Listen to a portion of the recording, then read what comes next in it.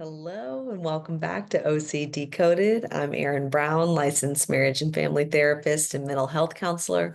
I also have OCD myself, and my hope with this is to help you learn how to identify and decode your OCD and turn it into a superpower. If you want to learn more, please check out my website at ocdcoded.learnworlds.com.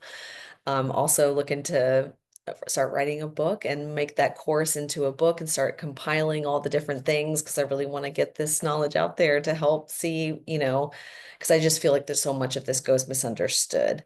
Um, and so today, one of the things we're going to be talking about is just right OCD. And most people don't realize that that's even a type of OCD.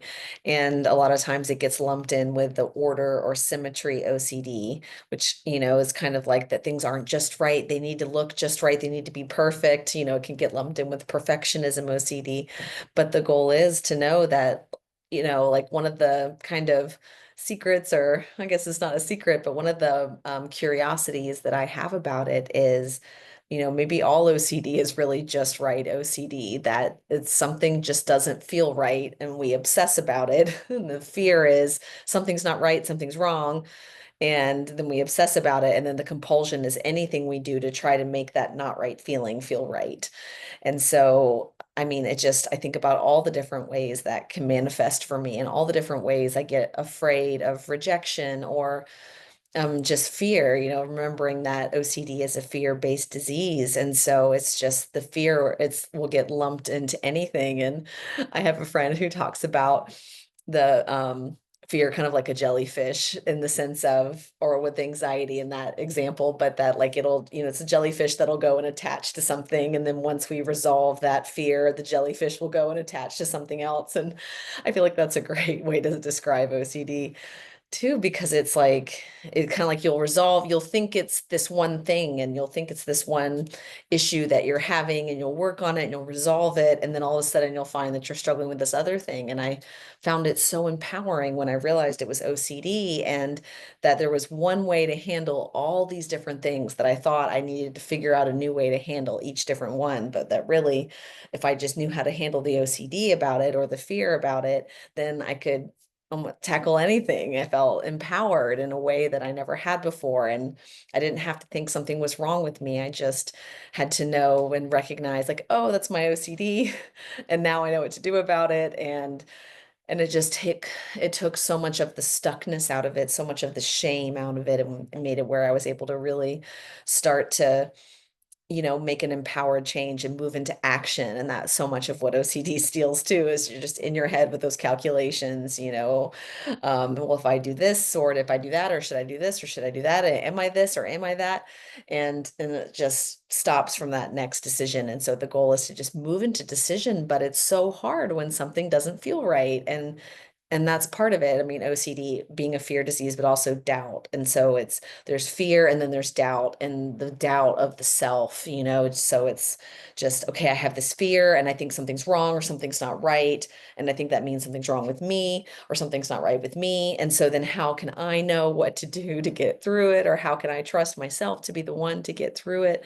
And it makes it really hard to be able to start to distinguish, what of my thoughts are helpful and what is not, what is my OCD versus what is my intuition, and being able to go in all those different ways that make it super difficult. And it's just really, it feels like a jungle in there sometimes. It's just like, or walking around in a dark room where there are, traps everywhere, but somehow other people seem to know how to get through these traps, but that we don't, but now that you do. And so part of what I do to deal with that is to recognize that this part is there, to like, okay, there's a part of me that will always, there's a part of my mind that will always say that something's not right. There's a part of my mind that will say, something's not right, you got to fix it now, or something bad's going to happen.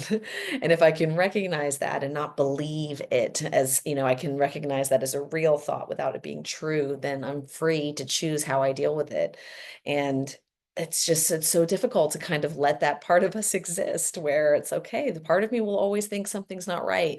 And that doesn't mean I have to believe it. It doesn't mean something's not right. It doesn't mean I have to do anything about it. I can just let this part exist. Um, but that is so difficult. It feels like there's just this, electricity, or, it just, sense of impending doom is another way that the DSM and all of that says it, where it talks about with that criteria for diagnosis, but it's just like the sense of impending doom. Just if I don't do something now, something bad's going to happen, and that something just doesn't feel right, and that means something bad's going to happen, or it means something's wrong with me, and it's that meaning that we attach to it that really causes all the problems, because then we're thinking all this different stuff because something doesn't feel right, instead of the recognition that it's just a feeling that something's not right. And some of me also wonders, it's just the pain of separation.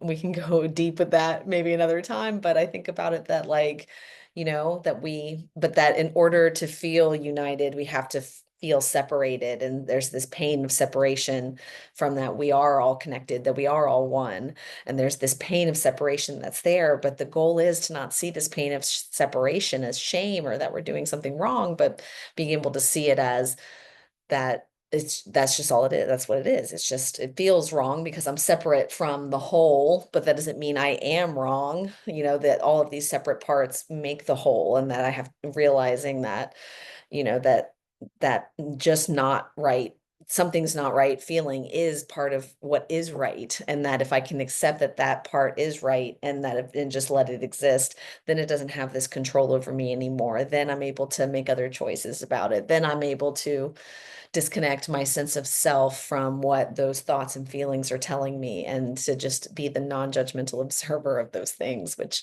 just feels so powerful and empowering. And I really hope that for you, as you move forward with this and start to identify just that feeling, and where is it in your body, and what does it say that something's just not right, and can I just be curious about that thought instead of rush to try to get rid of it or rush to try to make it right? Can I just notice it? And start there and see what kind of insights and revelations you start to uncover. I hope that that is helpful. And I would love to hear any insights or ways that resonated with you or did not, or other things you hoped would be mentioned or talked about, or anything at all. And I hope you have a fabulous rest of your week. Until we meet again, have a good one.